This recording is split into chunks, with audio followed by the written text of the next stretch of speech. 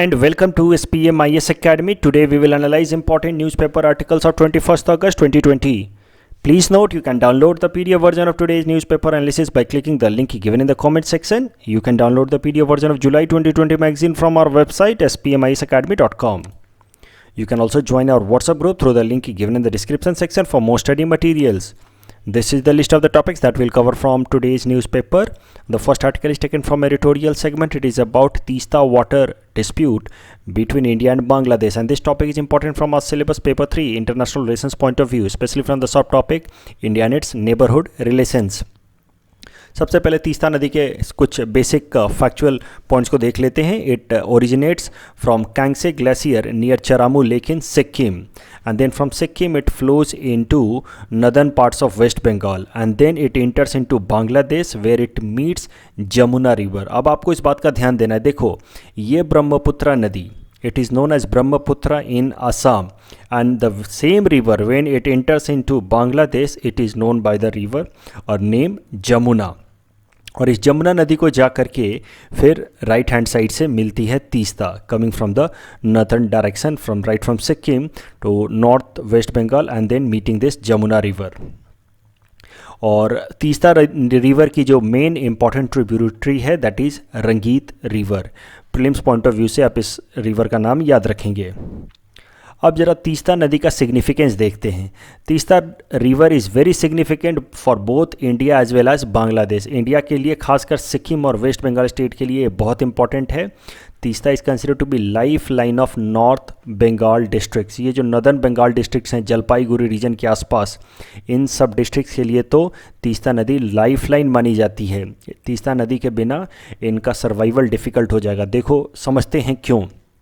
क्योंकि ये जो नदर्न बंगाल वाले जो डिस्ट्रिक्ट्स हैं ये खासकर राइस उगाते हैं, और ये राइस बहुत ज़्यादा उगाते हैं, और ये साल में 3 राइस के क्रॉप्स उगाते हैं. आपको एक बात पता है कि साल में ओवरऑल एग्रीकल्चर के 3 सीजन होते हैं, और तीनों ही सीजन में ये राइस ही राइस उगाते हैं. असम के अंदर भी 3 सीजन के राइस उगाए जाते हैं, आपने ज़रूर पढ़ रखा होगा. और वेस्ट बंगाल के अंदर जो नदर्न वेस्ट बंगाल के फार्मर्स हैं इन डिस्ट्रिक्ट के जलपाईगुड़ी रीजन के आसपास, ये 3 सीजन में या 3 क्रॉप ऑफ राइस उगाते हैं पर ईयर. लेकिन दिसंबर से अप्रैल वाला जो क्रॉप होता है या दिसंबर से अप्रैल वाला जो सीजन होता है, उस टाइम में वाटर की कमी रहती है, क्योंकि मानसून का टाइम आया नहीं होता है, और मानसून से पहले पहले तीस्ता वाटर रिवर का भी सप्लाई कम हो जाता है. तो उस टाइम में वाटर की थोड़ी स्कैरसिटी रहती है, और इस कारण से फिर इस सीज़न में, ये जो खासकर दिसंबर से अप्रैल वाला सीज़न है, उस टाइम में काफ़ी सारा पानी का डिस्प्यूट होता है, पानी का प्रॉब्लम होता है between India and Bangladesh.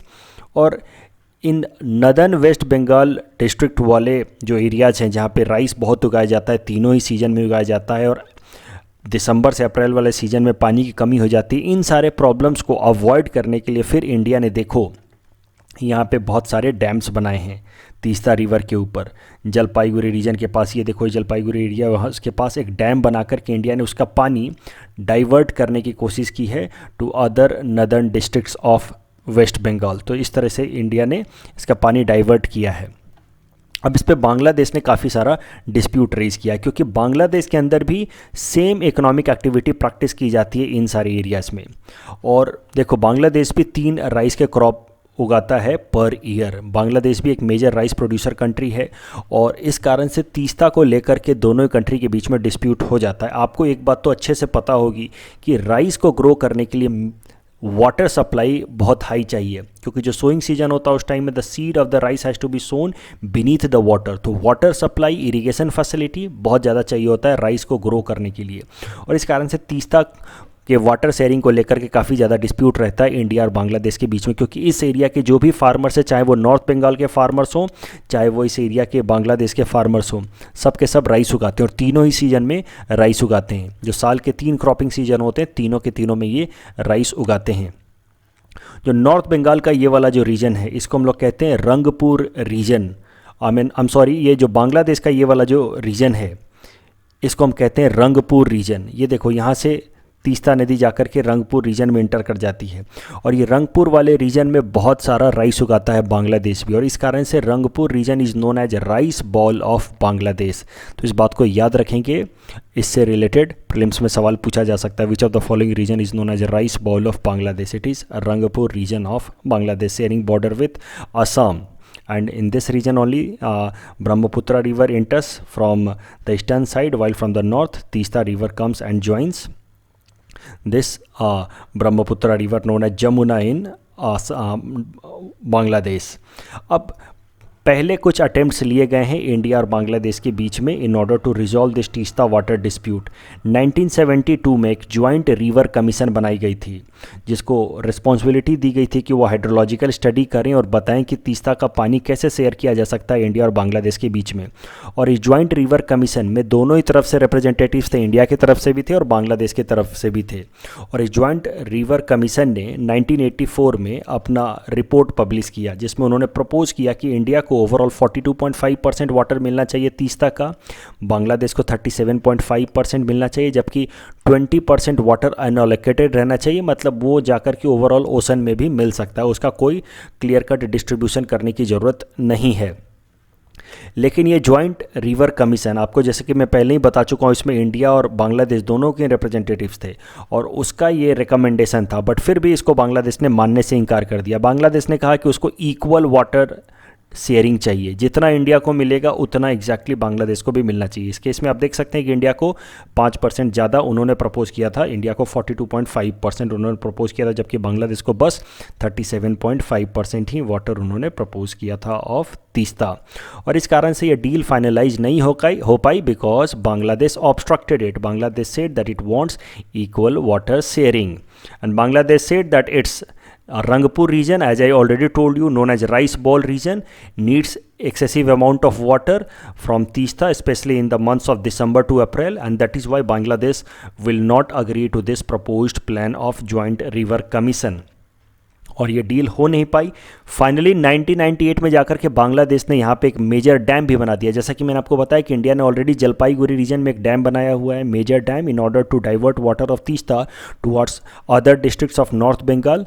Bangladesh ने भी 1998 में जाकर के यहाँ पे एक मेजर डैम बना दिया। वो बांग्लादेश का सबसे बड़ा इरिगेशन प्रोजेक्ट डैम है, जिसका नाम है तीस्ता बराज।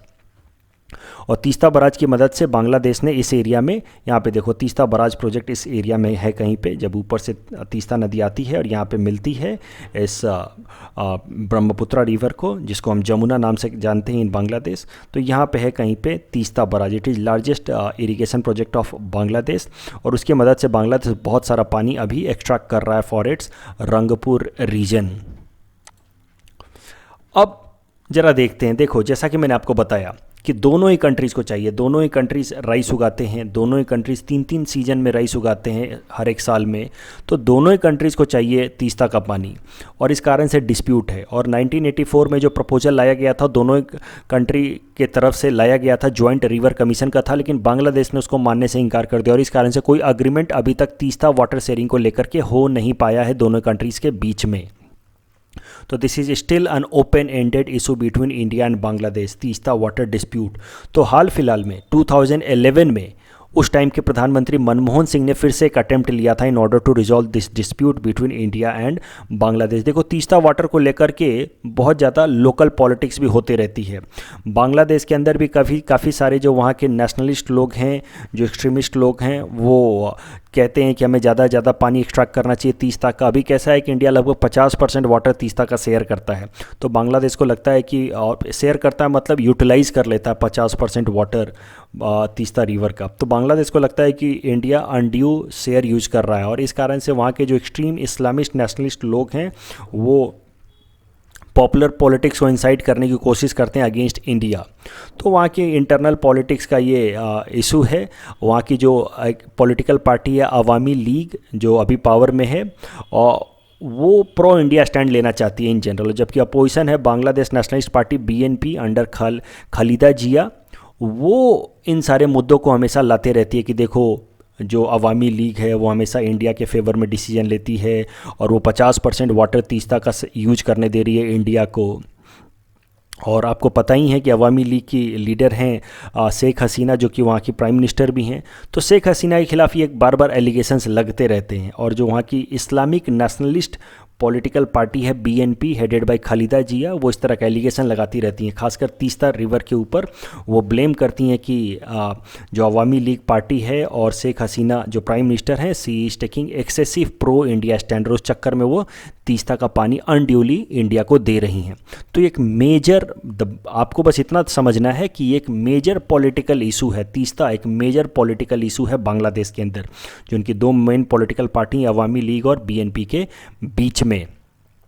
तो इस कारण से बांग्लादेश भी इस डिस्प्यूट को रिजॉल्व करना चाहता है। तो 2011 में मोर और लेस दोनों कंट्रीज़ ने फाइनलाइज कर लिया था एक proposal in order to sign this agreement.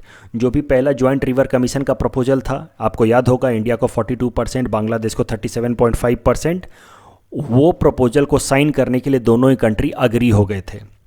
और लगभग ये प्रपोजल साइन होने ही वाला था। हमारे उस टाइम के प्रधानमंत्री मनमोहन सिंह ढाका चले भी गए थे इन सितंबर 2011 एंड इट वाज एक्सपेक्टेड कि उस विजिट में ये प्रपोजल साइन होगा, तीस्ता वाटर डील साइन होगी। लेकिन लास्ट मोमेंट में उस टाइम के जो चीफ मिनिस्टर थी वेस्ट बंगाल की, अभी भी हैं, ममता बनर्जी, उन्होंने इस डील को ऑब्स्ट्रक्ट कर दिया। वो पुल आउट कर गई और उन्होंने इस डील को साइन होने नहीं दिया। उन्होंने कहा कि north Bengal would be adversely affected if Bangladesh is given its share under the deal. तो वो अब 37.5% भी देने को अग्री नहीं हो रही थी। जबकि जॉइंट रिवर कमीशन ने 1984 में कह दिया था, उन्होंने कहा कि जो हमारे नॉर्थ बंगाल के फार्मर्स हैं उनको नुकसान हो जाएगा और इस कारण से तीस्ता वाटर डील साइन नहीं हो सकता। और इस कारण से 2011 में तीस्ता वाटर डील साइन नहीं हो पाया। तो एक बड़ा सवाल यहाँ पे उठता है कि can a state government obstruct an international deal. जब हमारे देश के प्रधानमंत्री जा चुके थे और दूसरे देश के प्रधानमंत्री के साथ मिलकर के, लगभग देखो ऐसा नहीं है कि हमारे देश के प्रधानमंत्री किसी दूसरे देश के प्रधानमंत्री के साथ जब जाकर के मिलते हैं तो वो उसी टाइम में मुद्दे डिसाइड होते हैं, ऐसा नहीं है। ब्यूरोक्रेट्स बहुत पहले से मुद्दे डिसाइड करते हैं, फाइनलाइज करते हैं कि हम कौन कौन मुद्दों पे नेगोशिएशन होगा। और जब सारी चीज़ें फाइनलाइज हो जाती हैं तब हेड ऑफ द स्टेट्स जाते हैं एक कंट्री के दूसरे कंट्री में जस्ट टू साइन इट।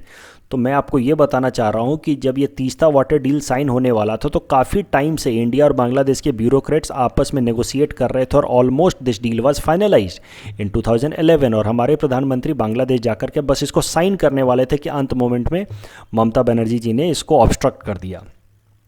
तो ये काफ़ी एम्बैरेसिंग पोजीशन भी था इंडिया के लिए। अंत में प्रधानमंत्री, जब दोनों ही देश की सरकार ऑलमोस्ट अग्री कर गई थी, ब्यूरोक्रेट्स ने सारे फॉर्मेलिटीज़ कंप्लीट कर दिए थे, अंत में जाकर के ममता बनर्जी ने ऑब्स्ट्रक्ट कर दिया। तो एक एम्बैरेसिंग सिचुएशन था। तो इस कारण से हमें समझना होगा कि आखिर हमारी सरकार मानी क्यों। आखिर क्या ऐसा कॉन्स्टिट्यूशनल प्रोविजन है? Is there any constitutional provision under which state government can obstruct international deal? Answer is no. State government को कोई भी पावर नहीं है इंटरनेशनल डील्स को रोकने का। इनफैक्ट अगर आप कॉन्स्टिट्यूशन को देखें तो under article 253 of the Indian constitution it gives power to the union government to enter into any trans boundary river water related treaty with riparian state. सरल शब्दों में हमारी सेंट्रल गवर्नमेंट को पावर है कि वो वाटर शेयरिंग एग्रीमेंट जाकर के किसी भी हमारे नेबरहुड कंट्रीज़ के साथ साइन कर सकती है without consulting any state government. Article 253 में ये भी लिखा है कि अगर वाटर शेयरिंग से रिलेटेड कोई लॉ बनाने की ज़रूरत है तो पार्लियामेंट लॉ बनाएगी। Even if that matter belong to state subject the parliament will make that law. तो Article 253 of the says that the union legislature has power to legislate on state subjects to comply with international agreements। तो जैसे कि water development of water basin state subject है, लेकिन अगर international agreement से related अगर water issue है तो उस पर यूनियन लेजिस्लेचर कानून बनाएगा, मतलब पार्लियामेंट कानून बनाएगा। ये सीधा सीधा प्रोविज़न है। मतलब अगर मैं आपको एक शब्द में बताऊं तो अगर वाटर शेयरिंग कोई इशू है तो उसमें यूनियन कैबिनेट, यूनियन गवर्नमेंट और यूनियन लेजिस्लेचर का पूरा डिसीजन माना जाएगा। स्टेट गवर्नमेंट का उसमें कोई भी से नहीं होगा। तो फिर सवाल ये उठता है कि how west Bengal government obstructed the international deal when it does not have constitutional power to do so. तो इसका जवाब आपको मिल जाएगा कोलिशन पॉलिटिक्स में। अगर उस टाइम का आप अगर कोलिशन पॉलिटिक्स समझो, उस टाइम का अगर आप इक्वेशन समझो सरकार का, उस टाइम में जो सरकार थी UPA 2 थी under Manmohan Singh, was the prime minister. अगर आप उसको देखो ओवरऑल तो आपको पता चलेगा कि टोटल उसके 273 एमपीज़ थे यूपीए 2 के पास, जबकि लोकसभा की टोटल सीट है 541, तो मेजॉरिटी के लिए चाहिए 272। Majority mark is 271, right. Total effective strength था 541, तो मेजॉरिटी मार्क 271। और यूपीए के पास टोटल थे 273 एमपीज़, और उस टाइम में तृणमूल कांग्रेस जो ममता बनर्जी जी की पार्टी है उसके पास थे 19 एमपीज़ जो यूपीए को सपोर्ट कर रही थी। अगर ये 19 एमपीज़ पुल आउट कर जाते फ्रॉम दिस यूपीए, देन उनके पास टोटल कितने एमपीज़ बच जाते 254, और इस कारण से सरकार गिर जाती, क्योंकि मेजॉरिटी के लिए चाहिए 271 सीट्स, जबकि टीएमसी के पुल आउट होने के बाद बच जाते उनके पास बस 254 एमपीज़। तो सरल शब्दों में ममता बनर्जी ने कोलिशन पॉलिटिक्स का फ़ायदा उठा करके उस टाइम के प्रधानमंत्री मनमोहन सिंह जी या उस टाइम के यूपीए लीडर सोनिया गांधी सब को थ्रेटेन किया कि मैं सरकार गिरा दूंगी, मैं टीएमसी का सपोर्ट पुल आउट कर लूँगी फ्रॉम यूपीए अगर आपने तीस्ता वाटर डील साइन किया तो अब आप इसको एक क्लासिक एग्जाम्पल की तरह यूज कर सकते हैं अपने आंसर राइटिंग में। देखो, कोलिशन पॉलिटिक्स पे सवाल आते रहते हैं, ऐसे भी आ सकता है कि कोलिशन पॉलिटिक्स से क्या फ़ायदे हैं क्या नुकसान है।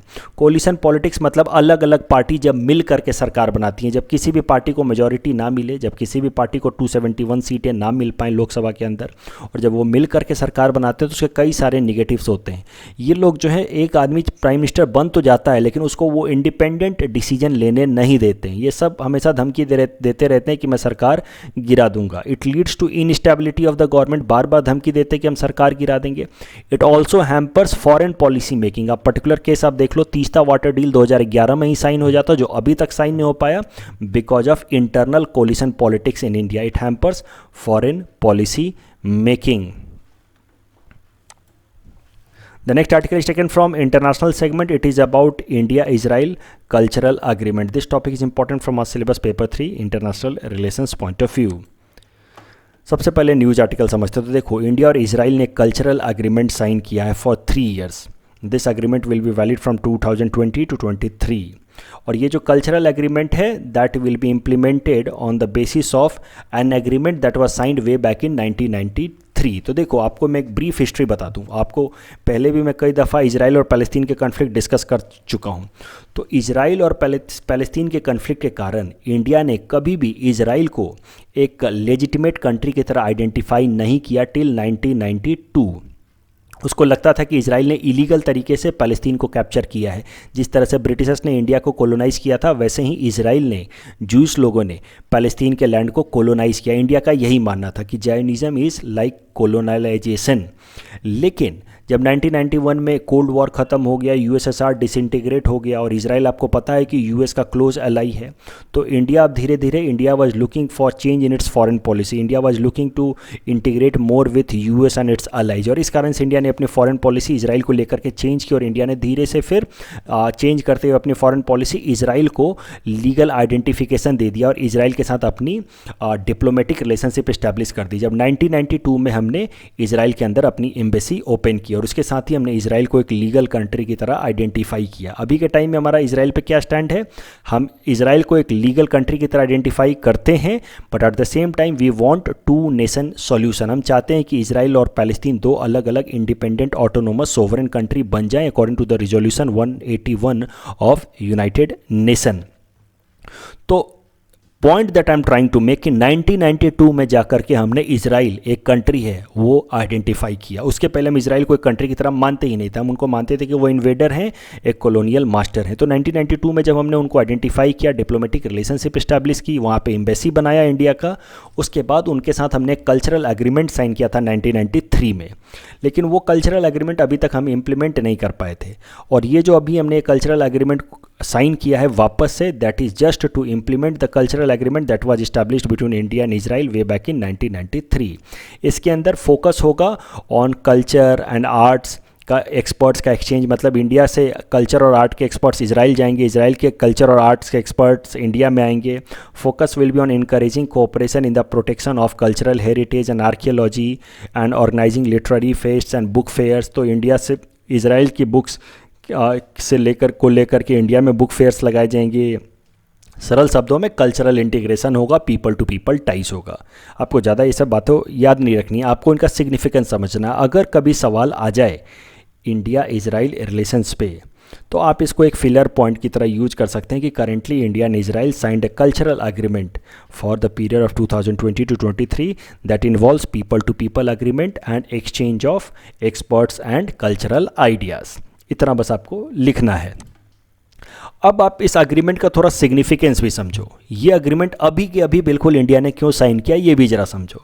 तो देखो, वेस्ट एशिया के पॉलिटिक्स तो आप समझ ही रहे हो। मैंने लास्ट वीक ही डील किया था जब यूएई ने इजराइल के साथ एक अग्रीमेंट साइन किया है, पीस डील अग्रीमेंट, और उसके साथ ही यूएई ने इजराइल को एक लेजिटिमेट कंट्री की तरह आइडेंटिफाई कर लिया है। और ये एक मेजर शिफ्ट है वेस्ट एशिया के ओवरऑल पॉलिटिक्स में, क्योंकि यूएई, सऊदी अरबिया, ये कभी भी इजराइल को अभी तक उन्होंने लीगल आइडेंटिफिकेशन नहीं दिया था। अब जब यूएई ने सऊदी अरबिया को यूएई ने इजराइल को आइडेंटिफाई कर लिया है एक लीगल कंट्री की तरह, तो पाकिस्तान के लिए डायलेमा क्रिएट हो गया है। वही डायलेमा मैंने आपको बताया था कि अगर पाकिस्तान इस यूएई इजराइल एग्रीमेंट को सपोर्ट करता है तो पाकिस्तान के लोकल लोग जो काफ़ी ज़्यादा इस्लाम से इंस्पायर्ड हैं, जो लोकल लोग जो अग्रेसिव हैं, नेशनलिज्म को, इस्लामिक नेशनलिज्म को बहुत ह्यूज सपोर्ट करते हैं, वो लोकल लोग पाकिस्तान गवर्नमेंट के अगेंस्ट हो जाएंगे। पाकिस्तान की आर्मी और जो पाकिस्तान के अंदर जो डीप स्टेट है, मैं पहले भी बता चुका हूँ, जो उसका इंटेलिजेंस एजेंसी है आईएसआई वगैरह, वो सब जो है इस्लामिक एक्सट्रीमिज़म आइडिया से काफ़ी ज़्यादा इंस्पायर्ड है, वो सब पाकिस्तान गवर्नमेंट के अगेंस्ट हो जाएंगे। तो ये एक मेजर प्रॉब्लम है पाकिस्तान के साथ। और अगर पाकिस्तान यूएई और सऊदी अरबिया के खिलाफ कोई स्टैंड लेता है तो पाकिस्तान की फंडिंग रुक जाएगी, और पाकिस्तान की इकोनॉमी वैसे ही स्ट्रगल कर रही है। तो ये पाकिस्तान के प्रधानमंत्री इमरान खान के लिए एक डायलेमा था कि वो करे तो क्या करे। इस यूएई और इजराइल डील पे वो किस तरह का ओपिनियन दें, किस तरह का एक्सप्रेशन दें। फाइनली जो लोकल लोग हैं वहाँ के, उनके सेंटीमेंट्स को रिस्पेक्ट करते हुए अपनी कुर्सी बचाने के लिए, आप कह लो कि लोकल लोगों का सपोर्ट रहेगा तभी जाकर के वो सरकार में बने रहेंगे, इमरान खान ने अपना डिसीजन लिया और उन्होंने कहा कि यूएई ने पूरे के पूरे इस्लाम रिलीजन को धोखा दिया है। यूएई ने इजराइल के साथ डील करके, पीस डील साइन करके और इजराइल को लीगल कंट्री की तरह आइडेंटिफाई करके पूरे इस्लाम के साथ धोखा किया है। और अब फिर उन्होंने, पाकिस्तान के प्रधानमंत्री इमरान खान साहब ने कुछ इस तरह का स्टेटमेंट दे दिया कि Pakistan's enemy number 1 is Israel now, India can wait. तो अब जैसे उन्होंने इस तरह का स्टेटमेंट दिया कि अब हमारा सबसे बड़ा दुश्मन इजराइल है और इंडिया नहीं है, तो इंडिया ने इस मौके का फ़ायदा उठाया। इंडिया ने एक तरह की कल्चरल एग्रीमेंट साइन कर ली इजराइल के साथ। मैं आपको अभी के अभी इंडिया ने एग्रीमेंट क्यों साइन किया उसका सिग्निफिकेंस बता रहा हूँ। जैसे उसने देखा कि पाकिस्तान और इजराइल के बीच में हॉस्टिलिटी काफ़ी ज़्यादा बढ़ गई है, फ्लैश पॉइंट तक पहुँच गया है, इमरान खान ने कह दिया कि इजराइल इज़ एनिमी नंबर 1, तो इंडिया ने एक तरह का कल्चरल एग्रीमेंट साइन करके इंडिया का सपोर्ट इजराइल के लिए एक्सप्रेस किया। ओवरऑल इंडिया का स्टैंड क्या रहता है? India supports Palestine also, India supports 2 state solution also, but at the same time India Israel के साथ अपनी दोस्ती को और ज़्यादा स्ट्रेंथन कर रहा है, सो दैट इंडिया और इजराइल की एक बॉन्ड डेवलप हो to counter Pakistan. This deal will help India to get support from Israel to counter Pakistan. अगर आपको याद होगा 1999 का जो कश्मीर वॉर, कारगिल वॉर चल रहा था इंडिया और पाकिस्तान के बीच में, उस टाइम में भी इजराइल ने हमें सैटेलाइट इमेजेस की मदद से हेल्प की थी। इजराइल ने काफ़ी सारे कार्टोग्राफिक इमेजेस हमारे साथ शेयर किए थे, सैटेलाइट इमेजेस शेयर किए थे, जिसकी मदद से इंडियन आर्मी को पता चल पाया था कि ये जो घुसपैठी हैं, इंट्रूडर्स हैं, वो कारगिल एरियाज में कहाँ छुप के बैठे हैं, और उसकी मदद से फिर हमारे एयरफोर्स ने अटैक किया था। तो इजराइल एक टेक्निकली एडवांस्ड कंट्री है और इजराइल का support against Pakistan will be very important for India. The next article is taken from national segment. It is about Swachh Sarvekshan Report 2020. This topic is important from our syllabus paper 3 governance point of view. देखो news article क्या है। स्वच्छ सर्वेक्षण report 2020 publish हो गया है। The स्वच्छ सर्वेक्षण report is published by ministry of housing and urban affairs. इसको आप याद रखेंगे from prelims exam point of view. अब मेजर आउटकम्स देखते हैं, मेजर रिजल्ट क्या है स्वच्छ सर्वेक्षण रिपोर्ट का। इंदौर को इंडिया का सबसे क्लीन सिटी पाया गया है, बताया गया है, और ये पिछले 4 सालों से लगातार इंडिया का सबसे क्लीन सिटी में काउंट किया जा रहा है। देखो ये स्वच्छ सर्वेक्षण रिपोर्ट जो पब्लिश होता है उसमें 2 तरह के कैटेगरीज होते हैं। Cleanest cities with population more than 10 lakh, cleanest cities with population from 1 lakh to 10 lakh. तो cleanest city with population more than 10 lakh में सबसे ऊपर आया है इंदौर, और पिछले 4 सालों से वो सबसे आगे चल रहा है। पिछले 4 सालों से वो नंबर 1 पे आ रहा है। दूसरे नंबर पे आया सूरत, तीसरे नंबर पे है मुंबई। अगर cleanest city with population 1 lakh to 10 lakh category में देखा जाए तो अंबिकापुर ऑफ छत्तीसगढ़ सबसे पहले है, उसके बाद मैसूर है और तीसरे नंबर पे है न्यू दिल्ली का NDMC वाला एरिया। अगर कैंटोनमेंट बोर्ड की बात की जाए तो सबसे आगे आया है जालंधर, उसके बाद दिल्ली कैंटोनमेंट बोर्ड। और बेस्ट गंगा टाउन वाराणसी को डिक्लेयर किया गया है। और अगर ओवरऑल स्टेट की बात की जाए तो Chhattisgarh has been declared as a cleanest state of India with having more than 100 urban local bodies, well Jharkhand has been declared as cleanest state of India with less than 100 urban local bodies. तो देखो, cleanest states में भी 2 category हैं। वो states जिनके यहाँ पे शहर यानी कि अर्बन लोकल बॉडीज 100 से ज़्यादा हैं, उन कैटेगरीज में सबसे क्लीन स्टेट पाया गया है छत्तीसगढ़ को। और वो स्टेट्स जहाँ पे ओवरऑल अर्बन लोकल बॉडीज़ यानी कि सिटीज़ 100 से कम है, उस कैटेगरी में सबसे ज़्यादा क्लीन पाया गया है झारखंड को। ओवरऑल जो ये आउटकम्स हैं उनका यहाँ पे समरी हमने दे रखा है। डर्टी सिटीज़ के भी नाम हैं, आप एक बार देख सकते हैं। Patna has been declared as dirty cities with population more than 10 lakh. Dirtiest city Patna को डिक्लेयर किया गया है। और with population less than 10 lakh में भी गया है, फिर बक्सर है, एंड देन तीसरे नंबर पे है अबोहर ऑफ पंजाब। छठे नंबर पे नॉर्थ ईस्ट में आप देखना population with less than 10 lakh, उसमें डर्टीएस्ट सिटी में आप अगर कुछ याद रखना चाहते हो तो आप रख लो कि शिलोंग आया है जो छठे नंबर पे है ऑफ मेघालय। फिर ईटानगर है 7वें नंबर पे, दीमापुर है 8वें नंबर पे। आसाम से रिलेटेड जो आउटकम्स हैं वो ज़रा देखते हैं। तो Jorhat from Assam has been awarded cleanest city in category of population 50,000 to 1 lakh from north eastern zone. Tezpur was declared second in the same category. 50,000 से 1 लाख वाले पॉपुलेशन में जोरहट को सबसे क्लीन पाया गया है। आसाम को बताया गया था fastest moving state with less than 100 urban local bodies. Fastest moving state का मतलब जिस स्टेट ने सबसे ज़्यादा इंप्रूवमेंट किया है 2019 के रिपोर्ट के कंपैरिजन में। तो 2019 में जो रैंकिंग थी और 2020 में जो रैंकिंग है उसमें सबसे ज़्यादा इंप्रूवमेंट आसाम ने किया है as a state with urban local bodies less than 100। इस बात को आप ध्यान से समझो, ये पॉइंट सीधा सीधा आपसे पूछा जा सकता है प्रीलिम्स एग्जाम में, APSC के एग्जाम में। तो देखो, फास्टेस्ट मूविंग स्टेट का पहले मतलब समझो। फास्टेस्ट मूविंग स्टेट का मतलब 2019 की रैंकिंग में और 20 की रैंकिंग में कौन से स्टेट ने सबसे ज़्यादा इंप्रूवमेंट रजिस्टर किया है। और ये फास्टेस्ट मूविंग स्टेट के भी 2 कैटेगरीज बनाए गए हैं। Those states having less than 100 urban local bodies and those states having more than 100 urban local bodies. So Assam has been declared as the fastest moving state with less than 100 urban local bodies, while Orissa has been declared as the fastest moving state with more than 100 urban local bodies. Overall cleanest city in northeastern zone with population range 25,000 to 50,000 is Mokokchung of Nagaland, while cleanest city in the northeast zone with population below 25,000 is Jiribam of Manipur. Let us see some prelims related factual information that came in the newspaper. The National Strategy for Financial Education 2020 to 25 was released by RBI. The report talks about 5C approach for financially educating India. These 5 C's outlined by the strategy paper are content, capacity, community, communication and collaboration. The government has set targets of 10% bioethanol blending of petrol by 2022 and to raise it to 20% by 2030 under the ethanol blending program to curb carbon emission and reduce India's dependence on imported crude oil. ESIC, that is Employees State Insurance Commission, is implementing Atal Bimit Vyakti Kalyan Yojana, under which employment benefit is paid to the workers covered under this scheme. That's all from our side for today. Thanks for watching.